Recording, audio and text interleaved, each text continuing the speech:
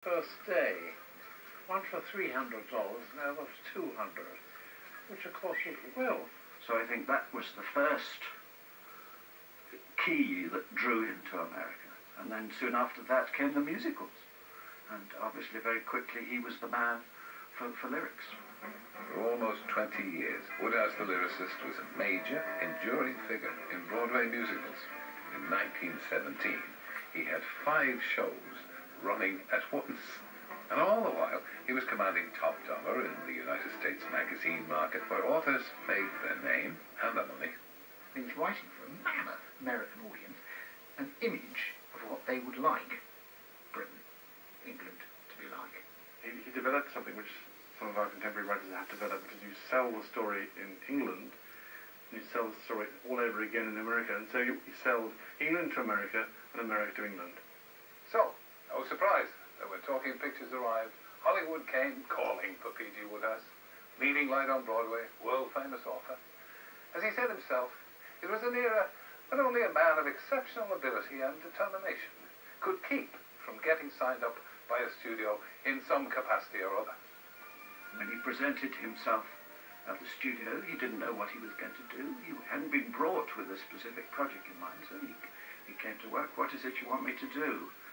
And very rapidly discovered that the kind of writing he was expected to do was not the writing that he did. This 1937 musical starring Fred Astaire is one of the few substantial results of Woodhouse's association with Hollywood. A deeply frustrating experience, which inspired him to turn both barrels on the Dream Factory. 7 short stories and 2 novels. This is real satire with a certain amount of anger. And this, in a way, was his writer's revenge on the people in Hollywood who'd made a monkey out of him. It is not easy to explain to the lay mind the extremely intricate ramification of the personnel of a Hollywood motion picture organization.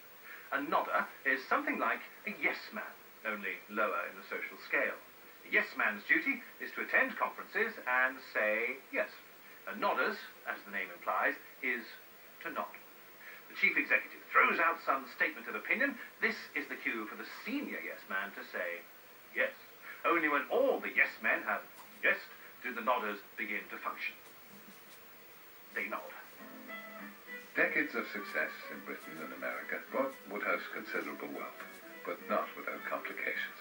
To simplify his tax affairs from the mid-1930s, he, Ethel, and the Pekingese relocated to northern France.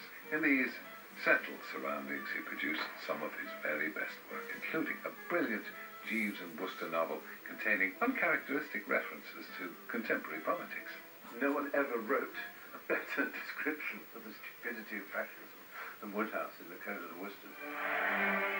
Woodhouse satirizes Oswald Mosley and his black shirt movement by having Bertie Wooster launch a withering verbal tirade against Roderick Spode, would-be fascist dictator and leader of the Black Shorts.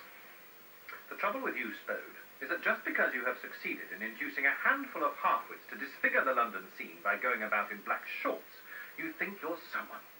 You hear them shouting, "Heil Spode," and you imagine it is the voice of the people. That is where you make your bloomer. What the voice of the people is saying is, look at that frightful ass Spode swanking about in footer bags. Did you ever in your puff see such a perfect Persia? Senior, an annual ceremony steeped in tradition and academic prestige, when Oxford University recognises the achievements of a handful of distinguished international figures. And at the 1939 ceremony, to his great surprise, Pelham Grenville Woodhouse was awarded an honorary doctorate by the university where he had hoped to study 40 years earlier. And if you see the photographs of Woodhouse getting his degree, he already looks quite senior. He was all but 60. So he had by then been one of a handful of the most famous writers, and writers for the theatre and the musical theatre, in the world. I don't suppose he was matched. Who could match him? Publishing some of his finest work, honoured by academia, in the summer of 1939, Woodhouse was at the peak of his reputation. A couple of months after a day of acclaim at Oxford, He made a flying visit across the Channel from his French home, coming here to Dulwich College to watch a cricket match. It was the last time he'd ever set foot on British soil.